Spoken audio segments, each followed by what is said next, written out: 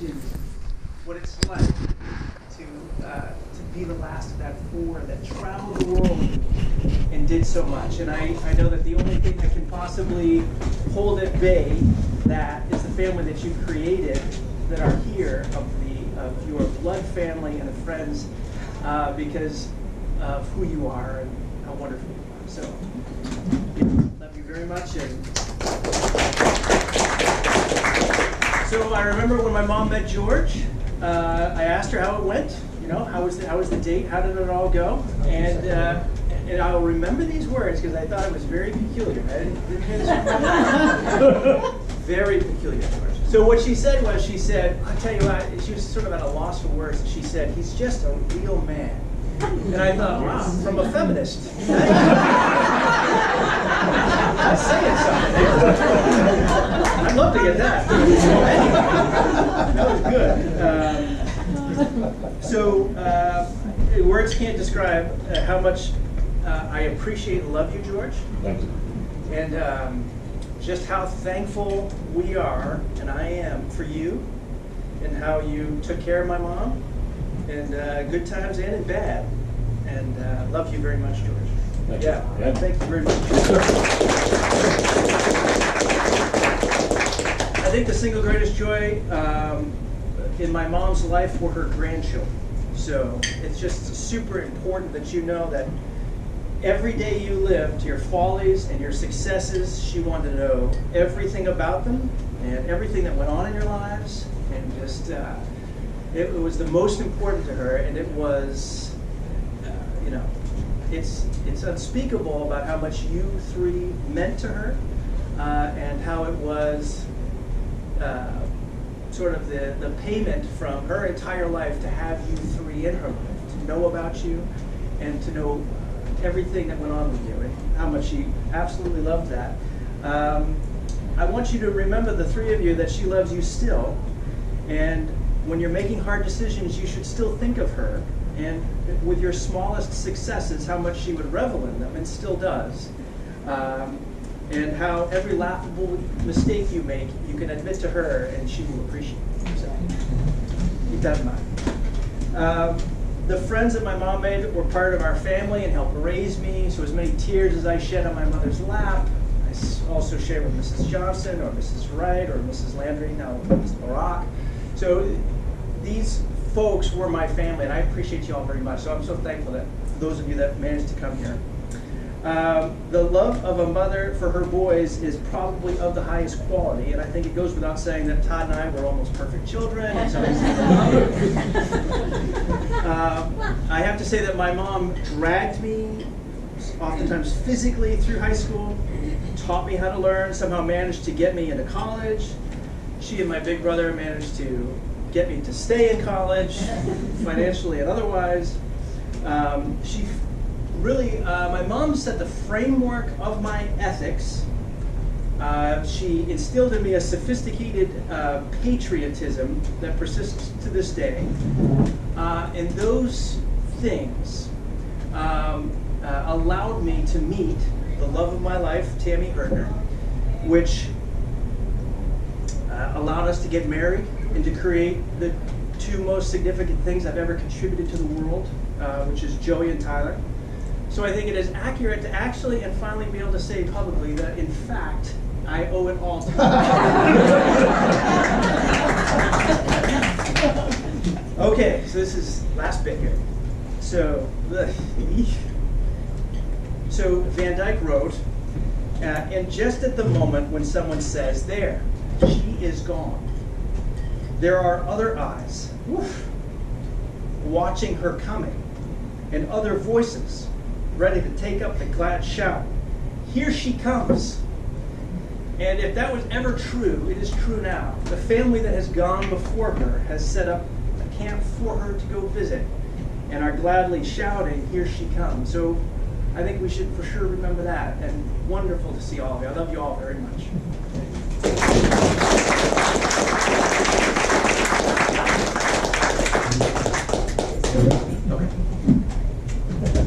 So I am Tammy. I am Sean's wife and Betty's daughter-in-law for the past 25 years. And I just simply want to say that I also found a real man.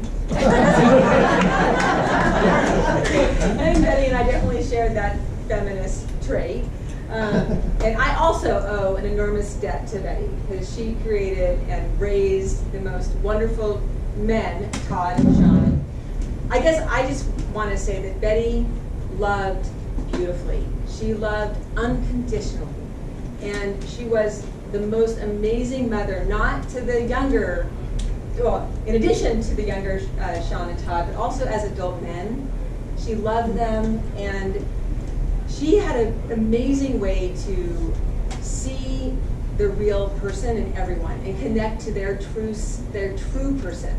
And so whether it was Sean, or what is Todd? I'm like having a hard time saying. Todd, right, Todd, Tyler, Sean Michael, Joey, Ashley. I mean, she had a way of saying your name, the way she looked at you. I just would just say that Aiden, Ginny, I mean, it was inspiring. The last 25 years, I have been able to sit aside the room and watch her love you all. And that has been so inspiring and truly instructional. Just something that I can only hope to live up to. And next, we'll have Tyler come and speak.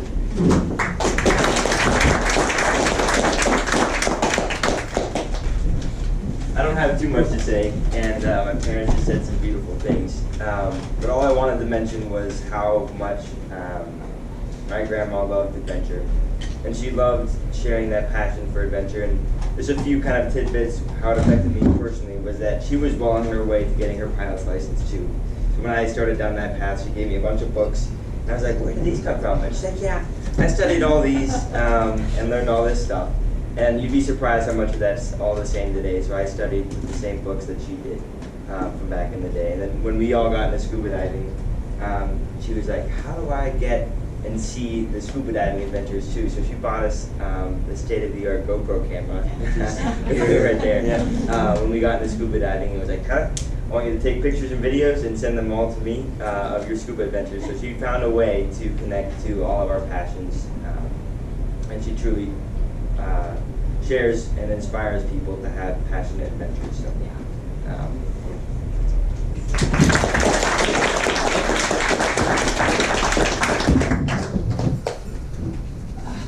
Hi everybody, I'm the other one of him. It's weird. The lake was probably one of the most important places to me growing up, and it still is. And having her not here anymore is hard. But being here still is super nice. And of course, growing up on the boat with Papa Jack and Grandma and learning to fish and everything else has been so important to me. And she really was an adventurer herself. I remember her when I was very young showing me the screws in her ankle. I was like, oh my gosh, you have screws in your ankle. She's like, yeah. Shattered the ankle, and they were like, tsit, and fixed them up. My brother and I both took piano lessons, and I really hated it.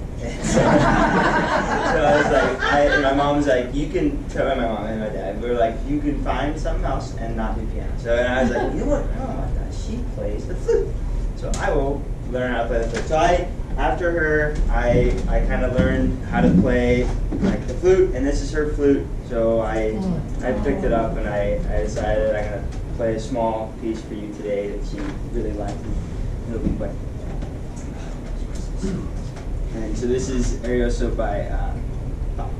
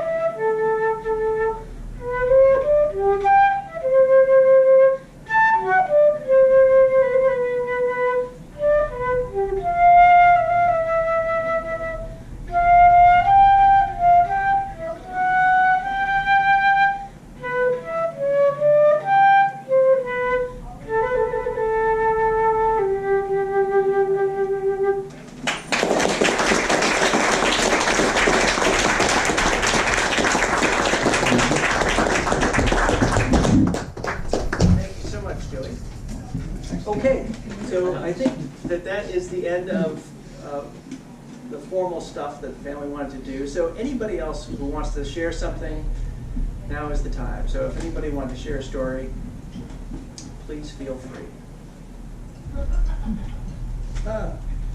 Well, I just want to say, I agree with all of the things that you've already said. You know, I would love to emulate her grandmothering skills, her teaching skills, her enjoyment of life, and her sense of humor, which I think she was often funny and didn't even realize she was being funny, so she was so sort of, you know, not proud of her funniness, and it was natural. But this morning I realized that there was something that made you, George, and Betty Marie perfect for each other. Because I can remember coming to your house, and there by my bed would be a basket. There's a little candy bar in there, a little Sudoku book because she knew I liked that, and some flowers, and a bottle of water, and an interesting little article that I might like. Who does that? That's amazing. This morning, I got in the car with George, and every little pocket of the car has an umbrella and a bottle of water. Everything you could possibly need in life. I don't know if she taught you, you taught her, and you found each other. Be prepared. That's wonderful. Thank you. That's it. We're done. We're done. I had a couple things. So I met Betty 17 years ago. I'm her physical therapist and her friend, I hope. But I met her 17 years ago under unfortunate circumstances when she broke her leg. But it seemed like our hour-long sessions were just as much for me as for her. So it was her leg and then her back and then her hip and then her back and her back again and then her knee. So we got to spend a lot of time together, a lot of time. And so the stuff that was interesting was how, like, to reiterate everything you said, like how much she was so proud of everyone that was in her lives, especially the grandchildren. I heard all about little dude and I heard about the twins and everything that went on, and it was, you know, she was so proud of that. And like someone else said, it was, I think it was one of you two who said that she would gush, gush, gush, and then she'd say, all right, enough about me, tell me about you. And as good of a conversationalist as she was a better listener and genuinely wanted to know what was happening. I mean, she knew as much about my children as anybody, like, because we spent so much time together. So the other thing is, when she would walk in the clinic, and you probably have this, you all know this already, but she would walk into the clinic, and we have a lot of fun at our clinic, and we try to engage everybody, but she would walk in and engage every single person that she saw and ask how they were and encourage them, and it was fantastic. And people would ask about her, how is she doing, because that's what she did for them. And it was a pleasure for her to be in the clinic. And with that, the staff that we have asked about her often and wanted to send along their condolences and their comfort. But the last thing is, like, I saw her at her worst, and I don't mean the true worst, but every time I saw her, she was in pain, or she was anxious, or she was frustrated. And I came out with the, how do I say, like the impressions of her that you are all saying when you saw her at her best. So she was like that all the time. And like I say, even when she was not doing too well, she still had a smile on her face. And it made you feel good about yourself. And it was a pleasure to be one of her caregivers, but also, you know, eventually one of her friends. So I thank you all very much for inviting my wife and I here today, because it means a lot to me. Thanks.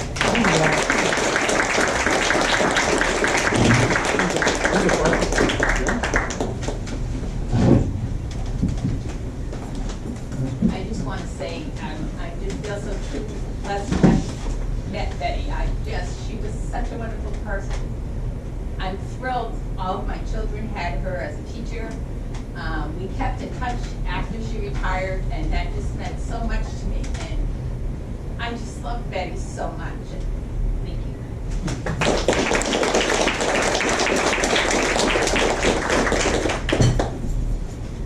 If I could take a minute, I just want to start by just recognizing that we don't all know each other. We're from all sorts of different tentacles of Betty's life. And I don't know if there's anybody in the room who's known her less than 10 years.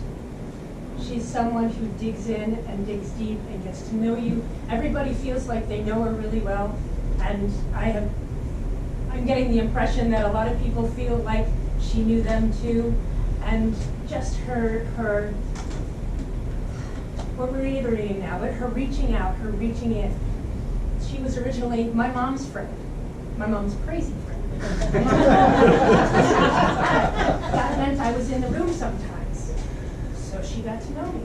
I got to know her. Eventually, she was asking about the books I was reading in school, and then when I saw her again, she'd ask about the book, whether I finished it or not. He said yes to that one, yes.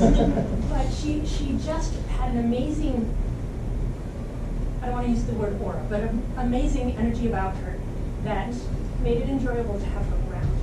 So I'm really glad for knowing her, but also glad to know that she shared herself around. So I'm glad we're all here.